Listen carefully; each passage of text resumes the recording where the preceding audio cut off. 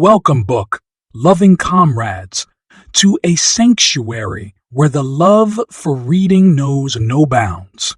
Today, we delve into the depths of. If you're finding value and enjoyment in my videos, I'd be thrilled if you hit that like button and join the community by subscribing following my channel. And remember, your comments are like gold to me, so don't hesitate to share your thoughts. Chapter 1. The narrator, whose name we learn later is Offred, describes how she and other women slept on army cots in a gymnasium. Aunt Sarah and Aunt Elizabeth patrol with electric cattle prods hanging from their leather belts, and the women, forbidden to speak aloud, whisper without attracting attention. Twice daily, the women walk in the former football field, which is surrounded by a chain-link fence topped with barbed wire. Armed guards called angels patrol outside. While the women take their walks, the angels stand outside the fence with their backs to the women. The women long for the angels to turn and see them. They imagine that if the men looked at them or talked to them, they could use their bodies to make a deal. The narrator describes lying in bed at night, quietly exchanging names with the other women. Chapter 2. The scene changes, and the story shifts from the past to the present tense. Offred now lives in a room fitted out with curtains, a pillow, a framed picture, and a braided rug. There is no glass in the room, not even over the framed picture. The window does not open completely, and the window pane is shatterproof. There is nothing in the room from which one could hang a rope, and the door does not lock or even shut completely. Looking around, Offred remembers how Aunt Lydia told her to consider her circumstances a privilege, not a prison. Handmaids, to which group the narrator belongs, dress entirely in red, except for the white wings framing their faces. Household servants, called Marthas, wear green uniforms. Wives wear blue uniforms. Wives wear blue uniforms. Offred often secretly listens to Rita and Cora, the Marces who work in the house where she lives. Once, she hears Rita state that she would never debase herself as someone in Offred's position must. Cora replies that Offred works for all the women, and that if she, Cora, were younger and had not gotten her tubes tied, she could have been in Offred's situation. Fred wishes she could talk to them, but Marthas are not supposed to develop relationships with handmaids. She wishes that she could share gossip like they do. Gossip about how one handmaid gave birth to a stillborn, how a wife stabbed a handmaid with a knitting needle out of jealousy, how someone poisoned her commander with toilet cleaner. Offred dresses for a shopping trip. She collects from Rita the tokens that serve as currency. Each token bears an image of what it will purchase: 12 eggs, cheese, and a steak. Chapter 3. On her way out, Offred looks around for the commander's wife but does not see her. The commander's wife has a garden, and she knits constantly. All the wives knit scarves for the angels at the front lines, but the commander's wife is a particularly skilled knitter. Offred wonders if the scarves actually get used or if they just give the wives something to do. She remembers arriving at the commander's house for the first time after the two couples to which she was previously assigned didn't work out. One of the wives in an earlier posting secluded herself in the bedroom, purportedly drinking, and Offred hoped the new commander's wife would be different. On the first day, her new mistress told her to stay out of her sight as much as possible and to avoid making trouble. As she talked, the wife smoked a cigarette, a black market item. Handmaids, Offred notes, are forbidden coffee, cigarettes, and alcohol. Then the wife reminded Offred that the commander is her husband permanently and forever. "It's one of the things we fought for," she said, looking away. Suddenly, Offred recognized her mistress as Serena Joy, the lead soprano from Growing Souls Gospel Hour, a Sunday morning religious program that aired when Offred was a child. Chapter 4. As she leaves the house to go shopping, Offred notices Nick, a guardian of the faith, washing the commander's car. Nick lives above the garage. He winks at Offred, an offense against decorum, but she ignores him, fearing that he may be an eye, a spy assigned to test her. She waits at the corner for Offglin, another handmaid with whom Offred will do her shopping. The handmaids always travel in pairs when outside. Offglin arrives, and they exchange greetings, careful not to say anything that isn't strictly orthodox. Offglin says that she has heard the war is going well, and that the army recently defeated a group of Baptist rebels. Praise be, Offred responds. They reach a checkpoint manned by 2 young guardians. The guardians serve as a routine police force and do menial labor. They are men too young, too old, or just generally unfit for the army. Young guardians such as these can be dangerous because they are frequently more fanatical or nervous than older guards. These young guardians recently shot a Martha as she fumbled for her pass because they thought she was a man in disguise carrying a bomb. Offred heard Rita and Cora talking about the shooting. Rita was angry, but Cora seemed to accept the shooting as the price one pays for safety. At the checkpoint, Offred subtly flirts with one of the guardians by making eye contact, cherishing this small infraction against the rules. She considers how sex-starved the young men must be. Since they cannot marry without permission, masturbation is a sin, and pornographic magazines and films are now forbidden.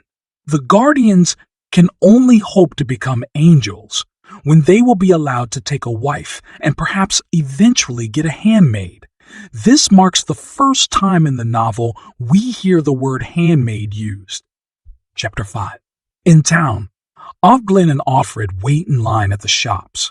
We learn the name of this new society, the Republic of Gilead. Offred remembers the pre-Gilead days when women were not protected. They had to keep their doors closed to strangers and ignore catch calls on the street.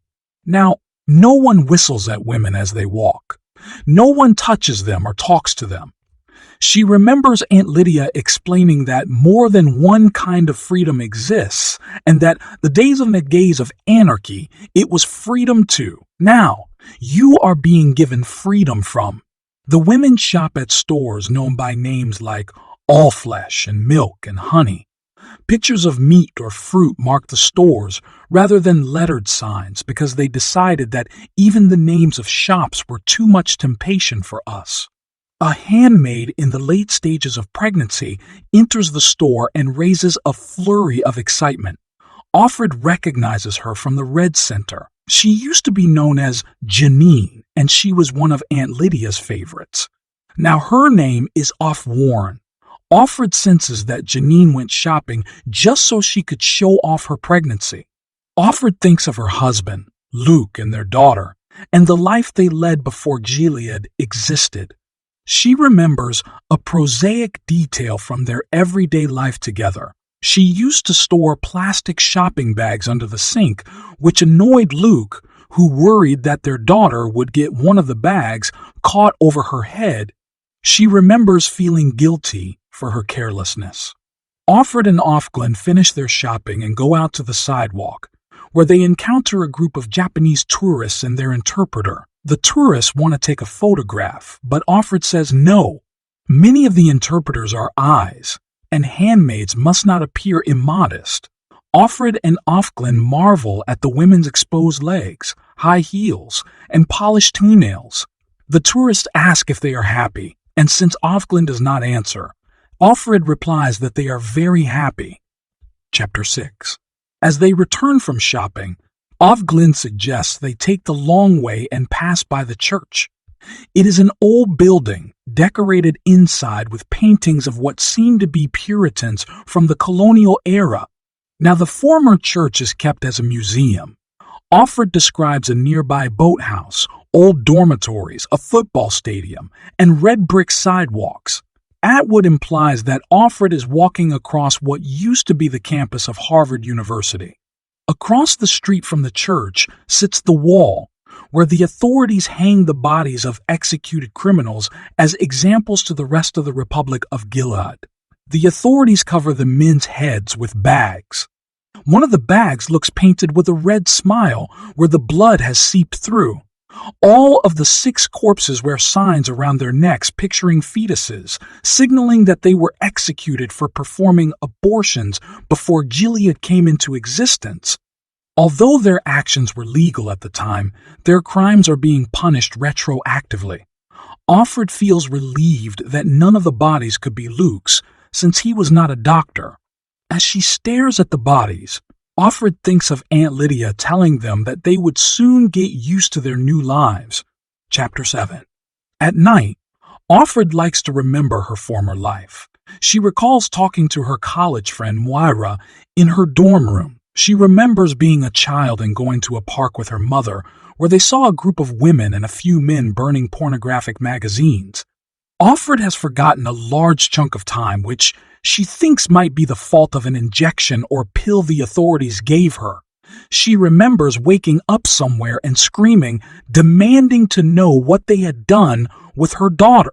The authorities told Offred she was unfit, and her daughter was with those fit to care for her. They showed her a photograph of her child wearing a white dress, holding the hand of a strange woman. As she recounts these events, Offred imagines she is telling her story to someone, telling things that she cannot write down because writing is forbidden. Chapter 8. Returning from another shopping trip, Offred and Offred notice 3 new bodies on the wall. One is a Catholic priest and 2 are guardians who bear placards around their necks that read gender treachery. This means they were hanged for committing homosexual acts. After looking at the bodies for a while, Offred tells Offred that they should continue walking home. They meet a funeral procession of econowives, the wives of poorer men. One econowife carries a small black jar. From the size of the jar, Offred can tell that it contains a dead embryo from an early miscarriage, one that came too early to know whether it was an unbaby. The econowives do not like the handmaids. One woman scowls, and another spits at the handmaids as they pass. At the corner near the commander's home, Offred says under his eye, "The Orthodox good," by hesitating as if she wants to say more, but then continuing on her way. When Offred reaches the commander's driveway, she passes Nick, who breaks the rules by asking her about her walk. She says nothing and goes into the house. She sees Serena Joy out in the garden and recalls how after Serena's singing career ended, she became a spokesperson for respecting the sanctity of the home and for women staying at home instead of working. Serena herself never stayed at home because she was always out giving speeches. Once, Offred remembers, someone tried to assassinate Serena but killed her secretary instead.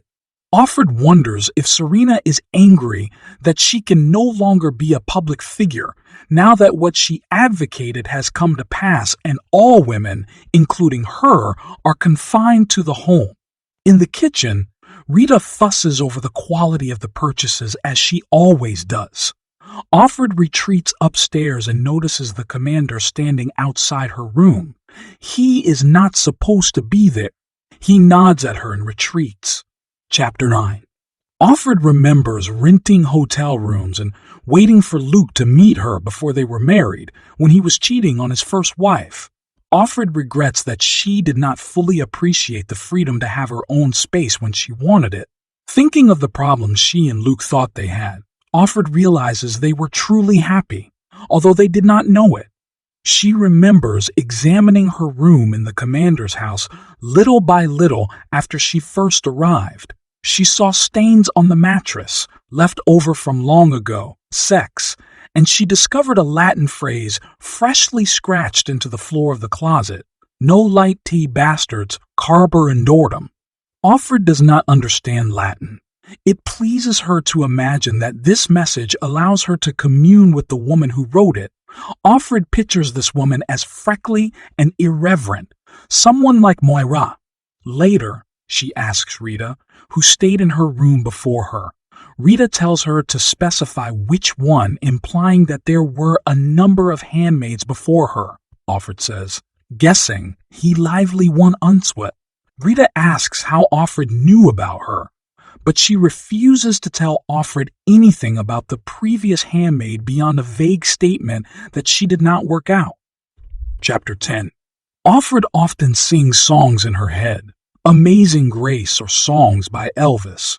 Most music is forbidden in Gilead, and there is little of it in the commander's home. Sometimes she hears Serena humming and listening to a recording of herself from the time when she was a famous gospel singer. Summer is approaching, and the house grows hot.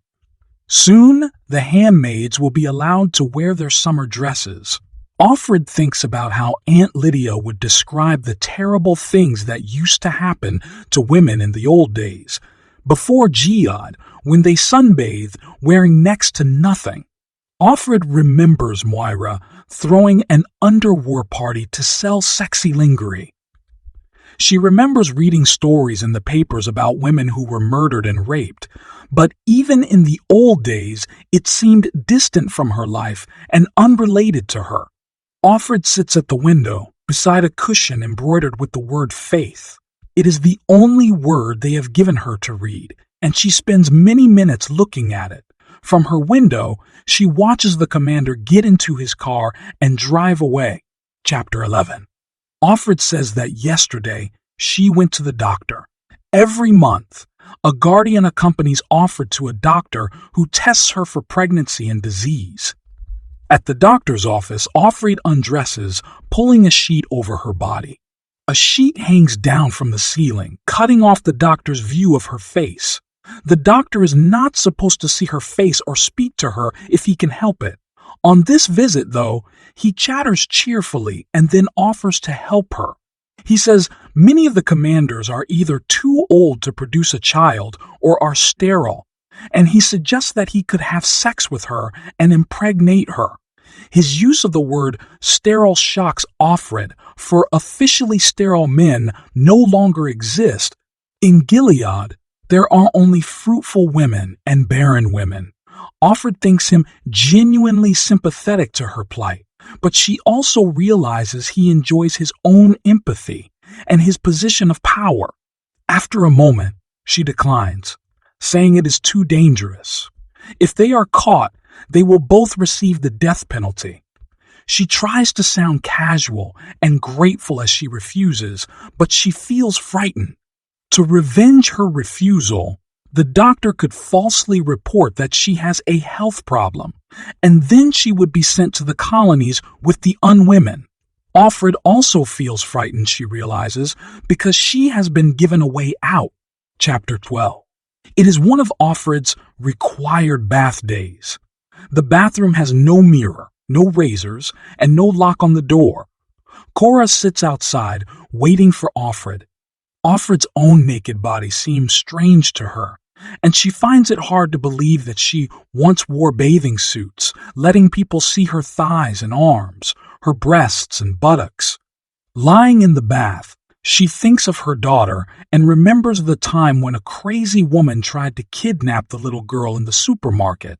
The authorities in Gilead took Offred's then 5-year-old child from her, and 3 years have passed since then. Offred has no mementos of her daughter. She remembers Aunt Lydia saying women should not get attached to things and should cultivate poverty of spirit. Aunt Lydia cited the biblical sentiment, blessed are the meek, but she did not go on, as the Bible does, to add, for they shall inherit the earth. Sometimes Offred thinks of her daughter as a ghost. She muses that the authorities were right. It is easier to think of your stolen children as dead. Cora, impatient, calls to her, and Offred gets out of the bath. She looks down at her ankle and sees the tattoo that Gilead places on all handmaids. After the bath, she eats dinner, even though she does not feel hungry. The food is bland. Offred remembers Aunt Lydia saying that handmaids are not allowed coffee, alcohol, or nicotine. She thinks of Serena and the commander eating below her and wonders if the commander ever notices his wife.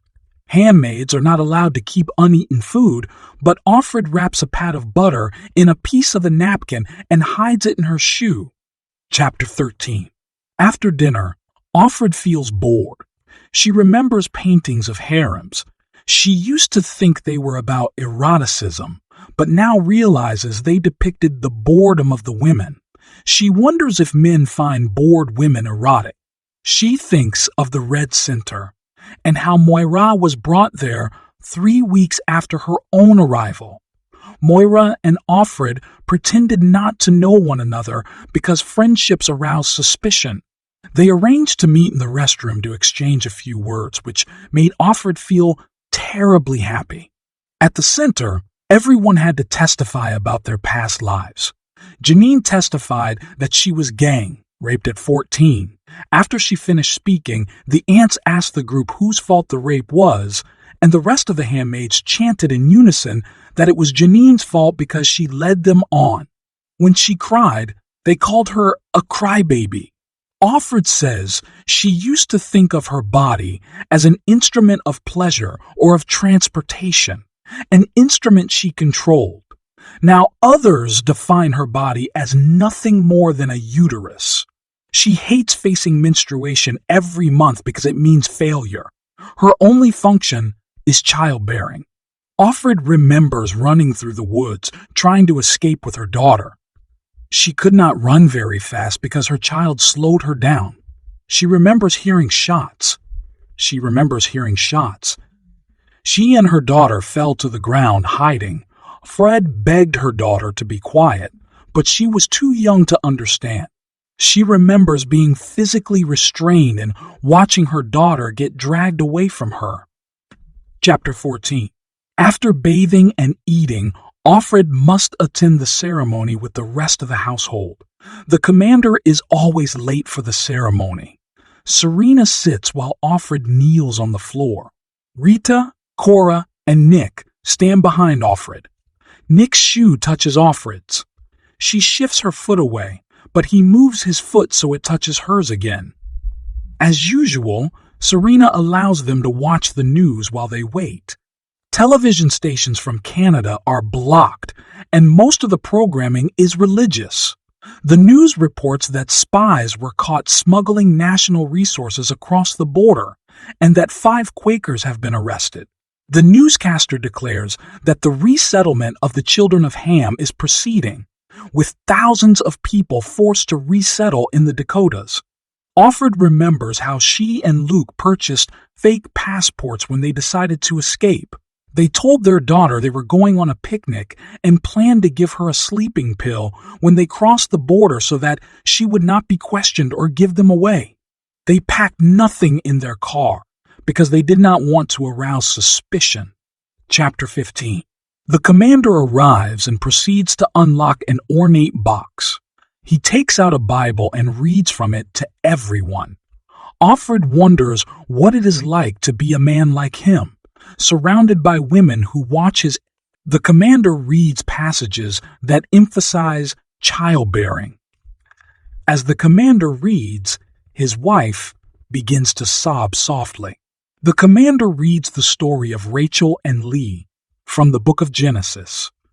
Rachel was barren, so she urged her husband to have a child by her maid Bilhah. At the Red Center, this story was drilled into the handmaids. During lunch, they played recordings of a male voice reciting the Beatitudes, so the aunts would not have to commit the sin of reading.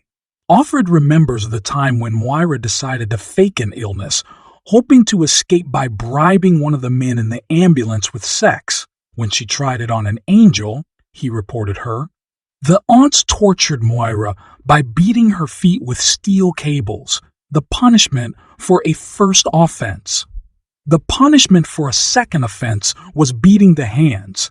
Aunt Lydia reminded the women that hands and feet did not matter for their purpose. Chapter 16. After the prayers and Bible reading, the ceremony continues as usual.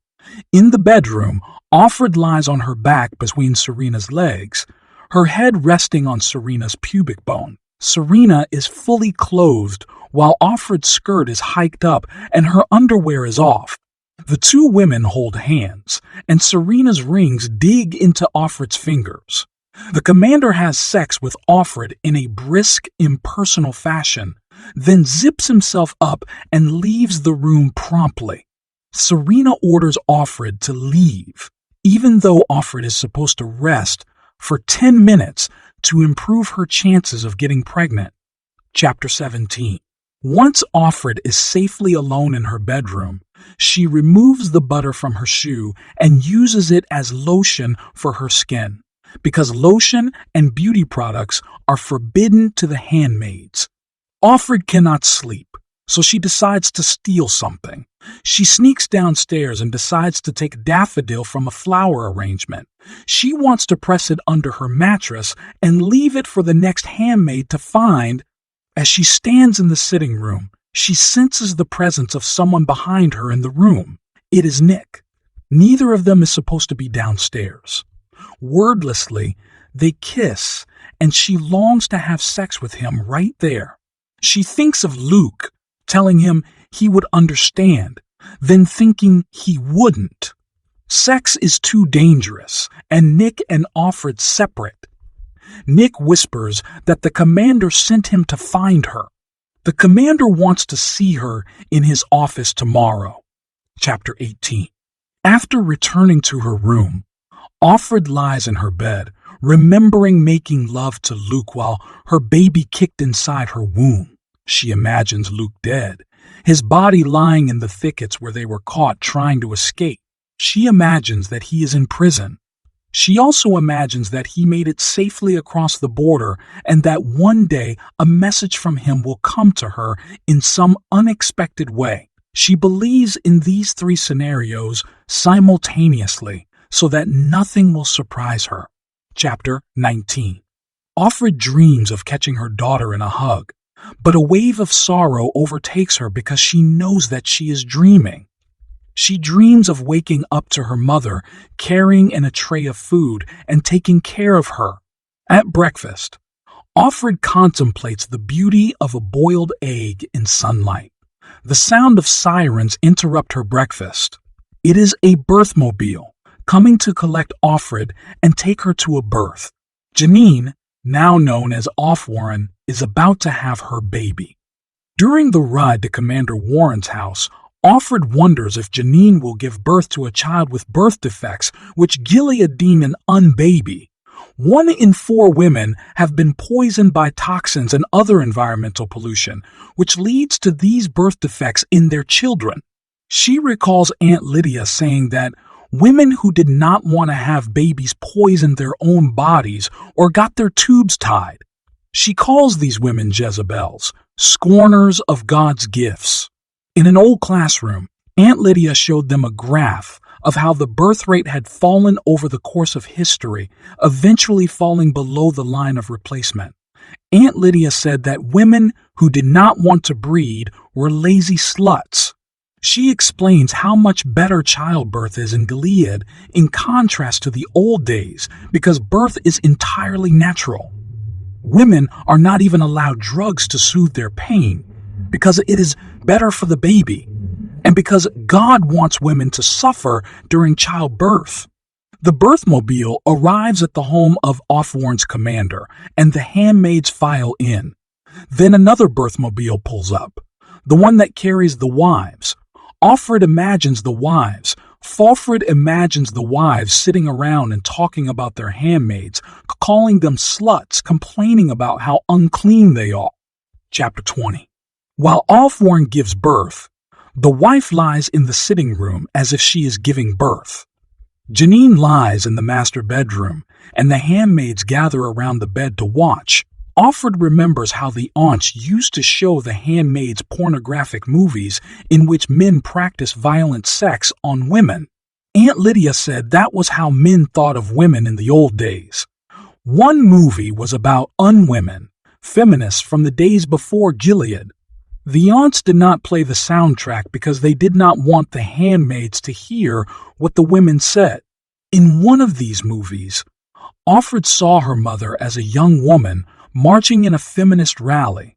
Her mother gave birth to Offred in her late 30s and chose to be a single mother.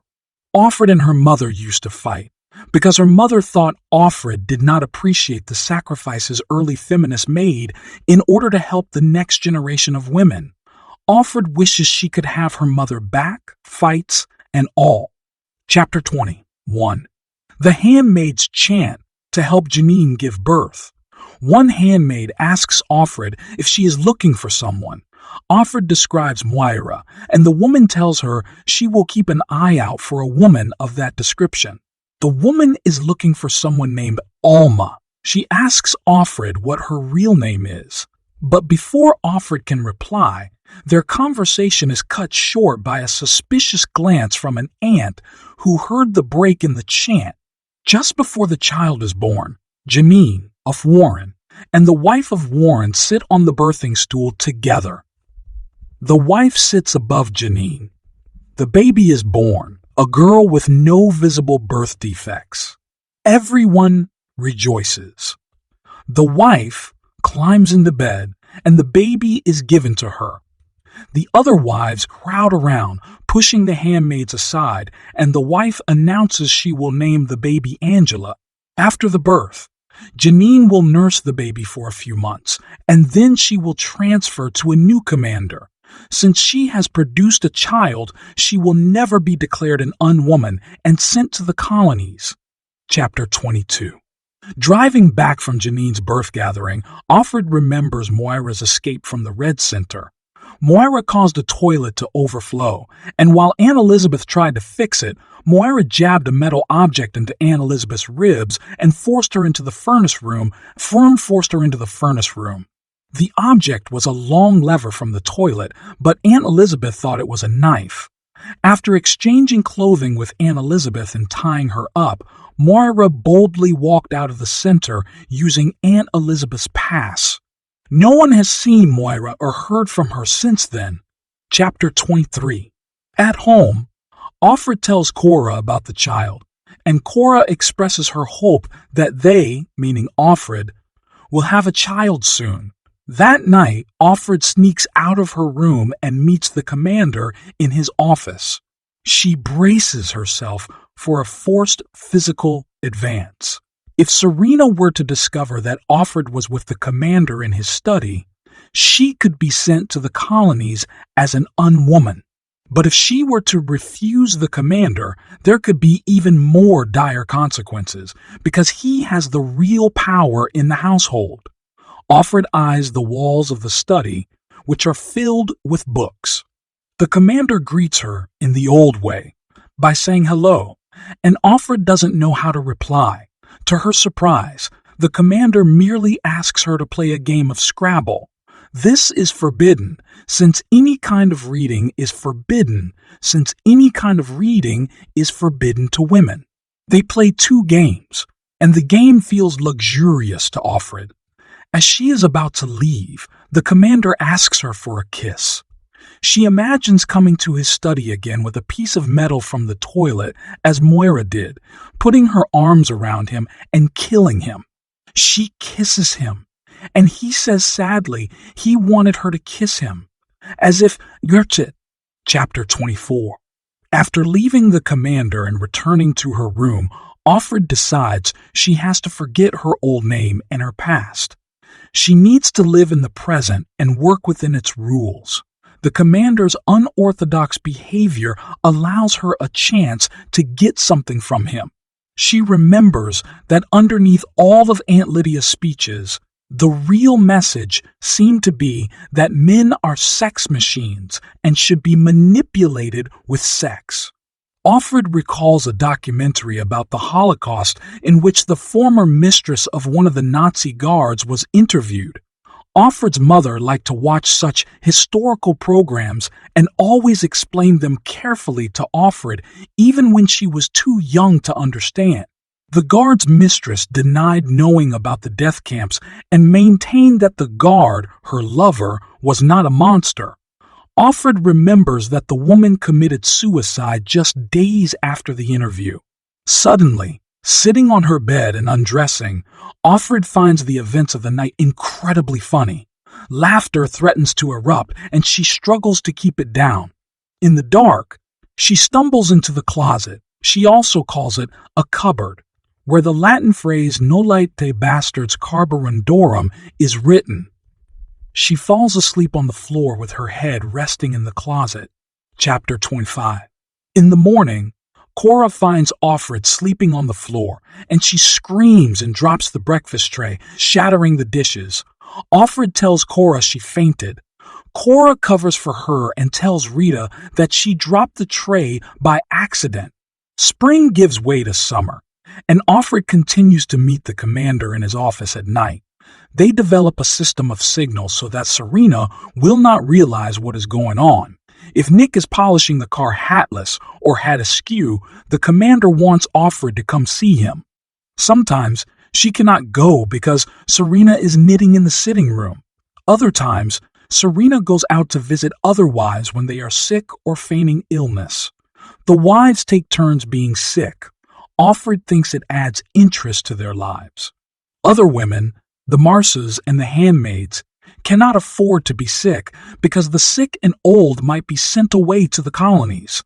Offred says that she sees no old women, although no one really knows where they go. The commander does not make any further physical advances toward Offred. They play Scrabble, and he allows her to look at an old copy of Vogue. The women in the magazine remind her of princes or pirates. On the third night, she asks the commander for some hand lotion. He laughs when Offred tells him the handmaids use butter to keep their skin moist, which infuriates her. She leaves the lotion in his office so that it will not be found in her room. Chapter 26. Now that Offred has a friendship with the commander, she feels embarrassed about having sex with him during the ceremony. Offred still hates Serena, but she also feels jealous of her and guilty, since she realizes that she is now the commander's mistress despite the absence of any covert sexual activity between them. If Serena were to find out what was going on, she could expel Offred. Once, the commander almost touches Offred's face during the ceremony, and she later tells him never to touch her because Serena could transfer her to the colonies. He says he finds the sex impersonal, and she asks him how long it took him to figure that out. She is becoming more comfortable with him. Offred remembers Aunt Lydia telling the handmaids that the population would eventually reach an acceptable level, at which point the handmaids would live in only one household instead of getting transferred, and handmaids would become like daughters to the wives. Chapter 27. Offglen and Offred, now more comfortable with one another, continue to make their shopping trips. The fish store, Loaves and Fishes, rarely opens now because the seas have become so polluted that few fish still live in them. They continue to visit the wall, and Offred wonders if Luke is imprisoned behind the wall in the place that used to be a university and now serves as a detention center. On one of their return trips, Offglen and Offred stop at a store called Soul Scrolls. Inside, humming machines print prayers. Many of the wives call in orders for prayers in order to signal their piety. After the prayers are printed, the paper is recycled and used again. Suddenly, Offglen whispers to Offred, asking her whether she believes God actually listens to the machines. Offglen's question is treasonous, but Offred decides to trust Offglen and answers no. The two women realize they can trust one another. Offred is tremendously excited. She learns that Offglen is part of a group of subversives. As they walk home, a black van painted with a white-winged eye, the symbol of the eyes, stops abruptly. Offred fears that perhaps her conversation with Offglen was recorded, but the two eyes who jump out grab a man carrying a briefcase. They drag him into the vehicle and drive away, and Offred feels tremendous relief. Chapter 28. Offred recalls how Moira disapproved of her affair with Luke, saying that Offred was poaching on another woman's property. We learned that Moira was a lesbian. Offred accused Moira of poaching women, and Moira says it is different with women. It is hot in Offred's room, and she has been given a fan. She muses that if she were Moira, she would know how to take the fan apart and use the blades as a weapon. She thinks of how strange it now seems to her that women used to have jobs. Offred remembers the fall of the United States and the creation of Gilead. First, the president was shot and the members of Congress were killed with machine guns. Then the army declared a state of emergency, telling everyone to remain calm. Islamic fanatics were falsely blamed for the execution of the entire government. The Constitution was suspended. In shock, people stayed at home and watched their televisions. At this point, Moira warned Offred that something terrible was going to happen. Slowly, the newspapers were censored and roadblocks appeared, and soon everyone had to carry an identipass. There was a crackdown on smut of all kinds. The pornomarts shut down and the fields, vans, and bundle boogies disappeared. In Offred's pre-Gilead days, paper money had been replaced by compute cards that accessed bank accounts directly. One day, after the fall of the government, Offred tried to use her CompuCard in the local store, and her number was declared invalid. She went to her job at the library, called her bank, and got a recording stating that the lines were overloaded. Later that afternoon, her boss appeared looking disheveled and distraught. He told Offred and her female co-workers that he had to fire them because it was the law. The women had to leave within 10 minutes. 2 men wearing army uniforms and carrying machine guns watched over the procedure. When she reached her home, Offred called Moira and learned that women could no longer legally work or hold property. Their bank accounts were transferred to their husbands or the nearest male family member. Luke tried to console her, but Offred wondered if he was already patronizing her. She realizes that the army men she saw were not members of the United States Army. They were wearing different uniforms. In the weeks and months that followed, there were protests and marches, but the army cracked down hard on dissent, and the protesting stopped. Offred and Luke never joined any of the protests because they were afraid for their lives and for the life of their daughter. Remembering the marches makes Offred remember earlier protests in which her mother was involved. She remembers being an adolescent and being ashamed of her mother's activism. Looking out her window, Offred sees Nick come into the yard and notices that his hat is askew. She wonders idly what he gets out of facilitating her forbidden liaisons with the commander, and she remembers their fleeting kiss in the darkened living room. Then she remembers how the night after she lost her job, Luke wanted to make love. But Offred felt uncomfortable because the balance of power had shifted subtly. They no longer belonged to each other. Instead, she belonged to him. She thought perhaps he liked the fact that she belonged to him. Now she wants to know whether she was right. Chapter 20. The commander and Offred have become more informal with one another. After a game of Scrabble, he offers her a magazine as usual, but she wants to talk instead. She tries to get information about him, but he gives her vague answers. Then she asks him what the Latin phrase in her room means. The commander translates it as, "Don't let the bastards grind you down," and explains that the phrase is a schoolboy joke. Offred guesses that the former handmaid must have learned the phrase from him and scratched it into the floor. She asks what happened to that handmaid. The commander replies that Serena discovered their nighttime liaisons, and the handmaid hanged herself. Suddenly, Offred realizes that the commander summons her to his office because he wants her life to be bearable. He feels guilty. She knows that his guilt is a weapon she can use. The commander asks her what would make her life better. Offred asks for knowledge about what's going on. Chapter 30. Later that night, Offred stares through her window and catches sight of Nick. She senses the charge of sexual desire in the glance they exchange before she pulls the curtains closed.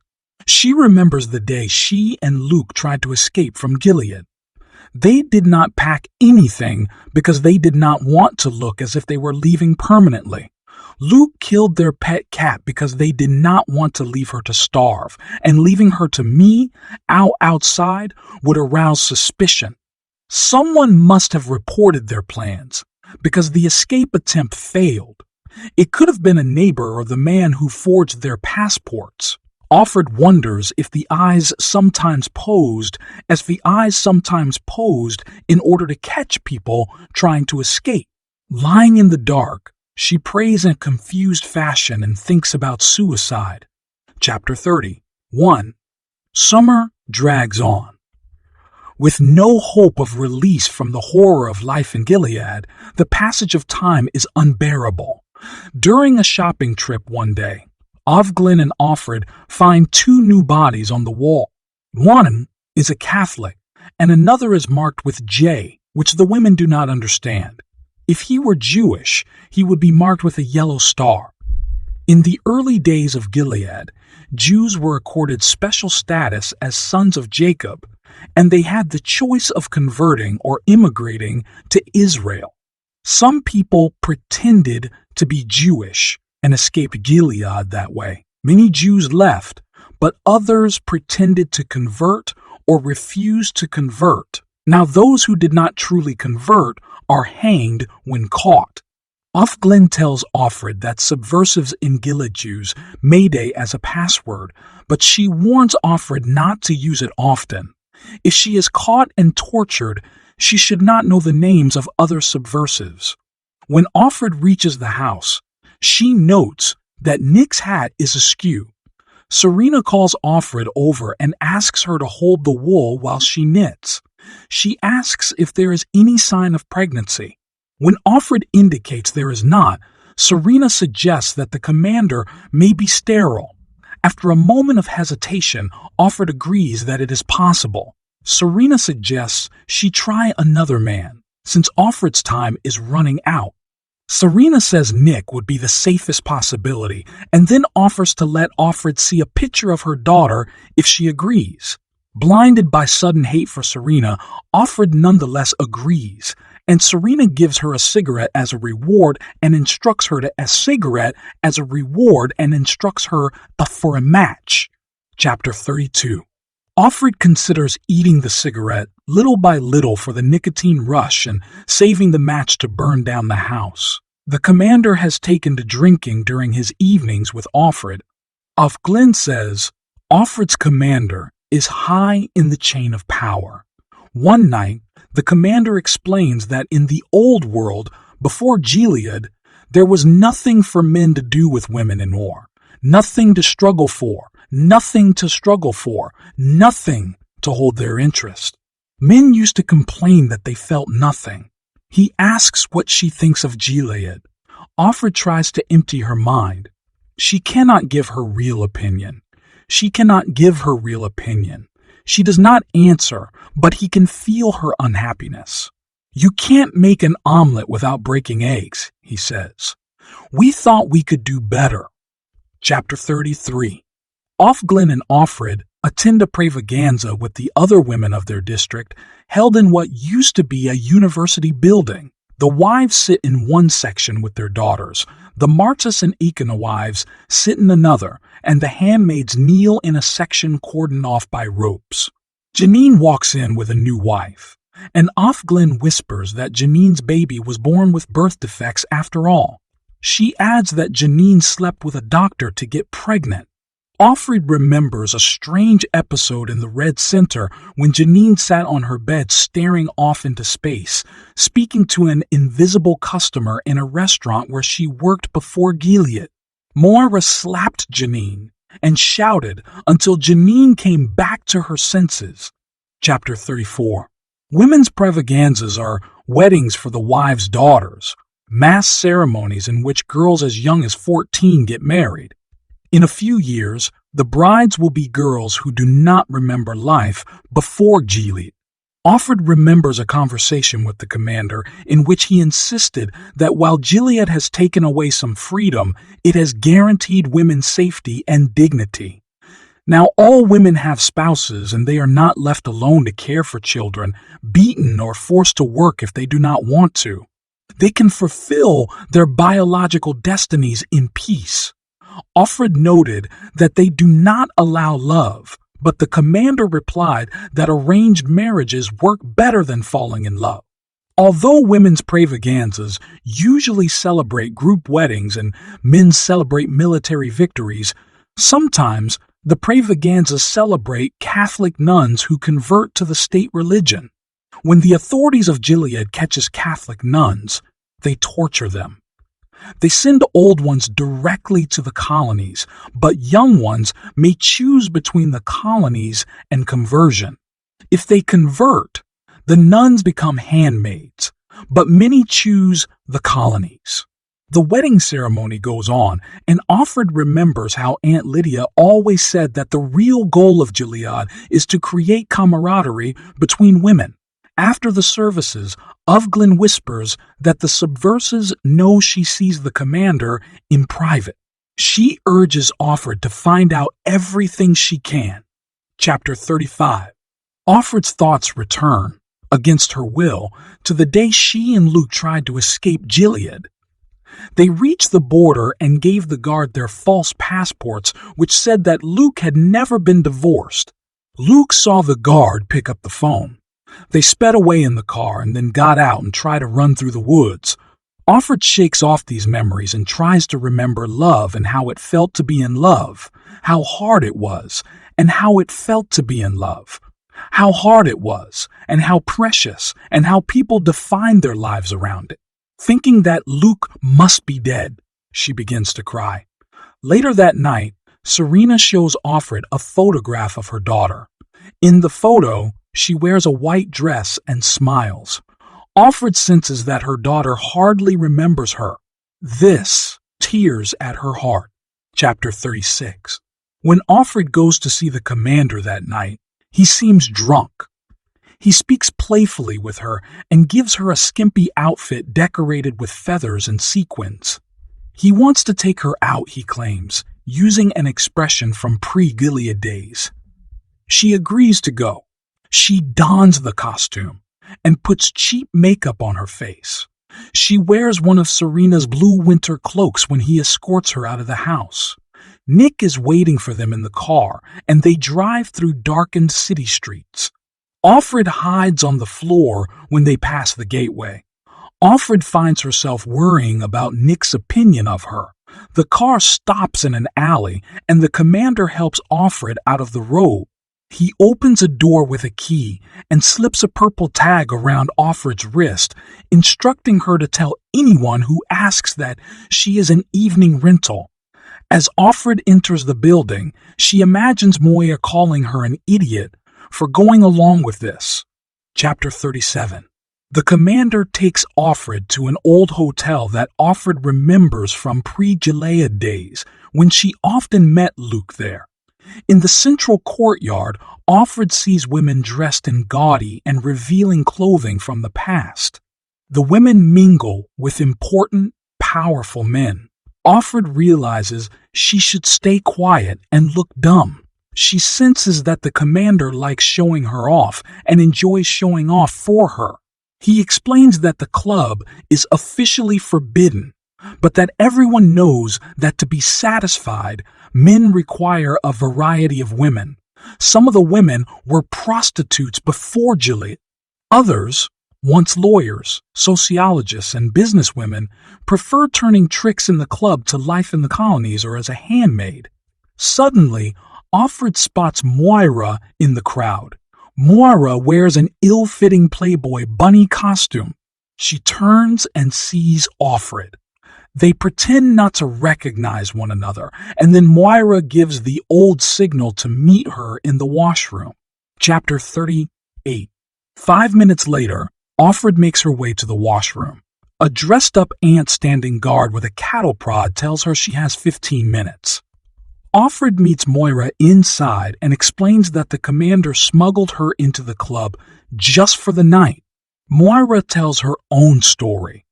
After escaping from the Red Center, she made her way to the center of town in Aunt Elizabeth's clothes and went to the home of a Quaker couple involved in the resistance. She says at that time, the general public did not know about the Red Center because the authorities of Gilead feared people would object at first. The Quakers put Moira on the underground female road, a system for getting women to safety. They tried to smuggle her out of the country, but just as Moira was leaving the final safe house to slip across the border in a boat, she was caught. The eyes tortured her and showed her movies of the colonies, where old women and subversives clean up radioactive spills and dead bodies from the war, and the life expectancy is 3 years. Moira chose to work as a prostitute in the club, which is nicknamed Jezebel's, rather than go to the colonies. Offred is disappointed to hear the fatalism in Moira's voice. Moira resignedly tells Offred she should try to work at the club, where they get 3 or 4 years to live, and face cream. Offred misses the old Moira, who was so spirited and full of rebellion. After she leaves the club, she never sees Moira again. Chapter 39. The commander takes Offred to a hotel room, which reminds her of her affair with Luke. She excuses herself to go to the bathroom. She hears toilets flushing in other rooms and feels comforted, thinking of the universality of bodily functions. She thinks about Moira and her mother. In the washroom, Moira said that she saw Offred's mother in one of the films about the colonies. Offred had assumed her mother was dead. Offred remembers going to her mother's apartment with Luke during the early days of Gilead. She found the place in disarray and her mother gone. Luke told her not to call the police, saying it wouldn't do any good. She remembers how much spirit her mother used to have, but she realizes that the colonies must have stripped it away. The commander is lying on the bed waiting for her when she exits the bathroom. He seems disappointed that she is not excited about a real sexual encounter. He looks smaller and older without his clothing. Offred feels no excitement and silently orders herself to fake it. Chapter 40. Back in her room at the commander's house, Offred has removed her makeup and put on her handmade clothes. Serena plans to meet her at midnight to take her to Nick so that Offred and Nick can have sex.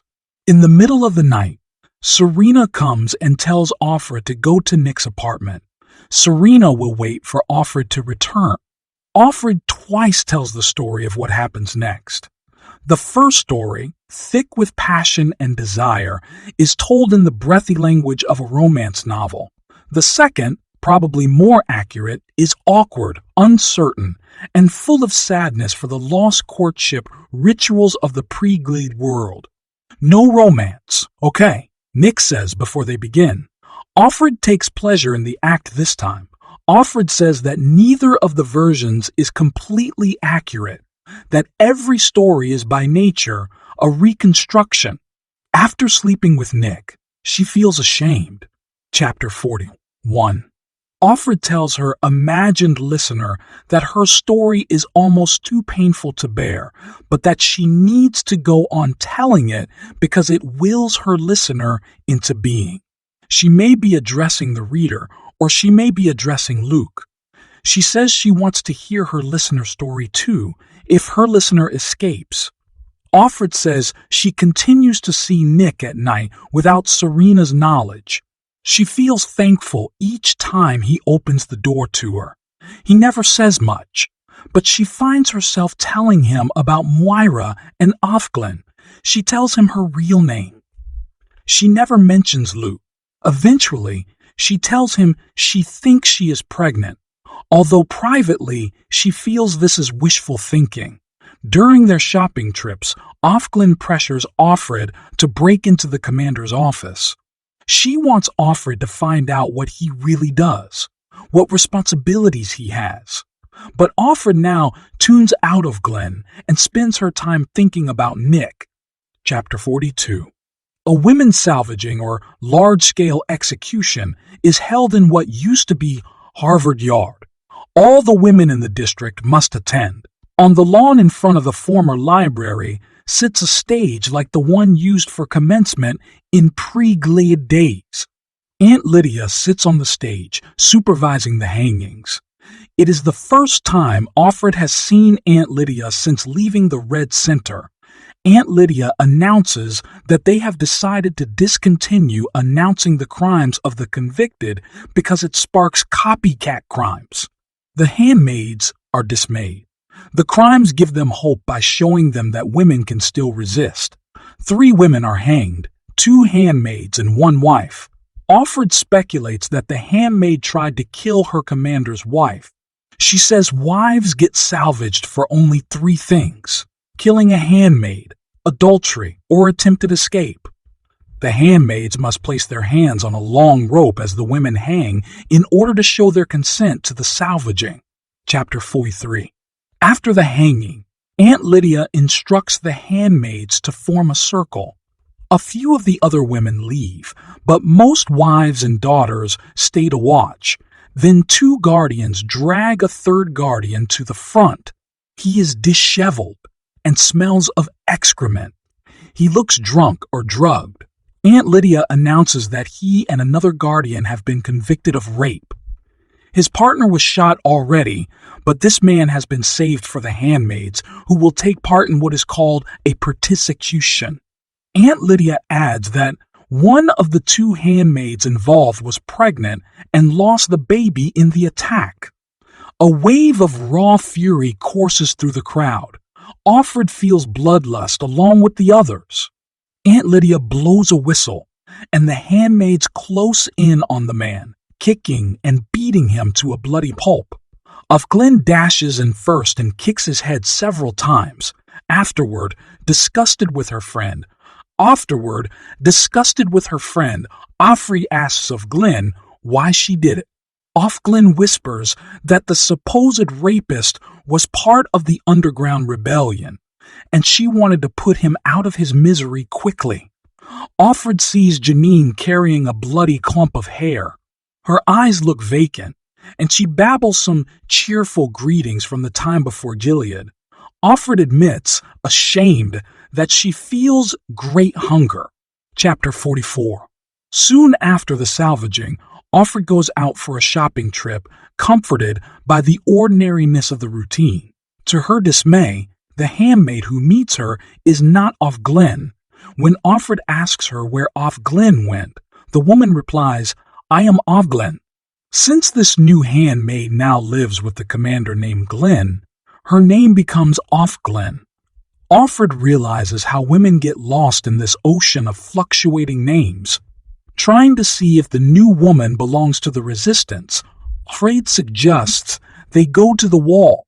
As they walk there, Offred works the password Mayday into the conversation by mentioning the old holiday of May Day.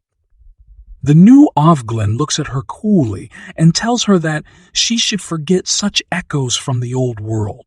Terrified, Offred realizes that the new Glenn knows about the resistance and does not belong to it. She suddenly imagines herself found out and arrested. She thinks that perhaps they will torture her daughter until she tells them everything she knows. She and the new, treacherous Glenn walk home.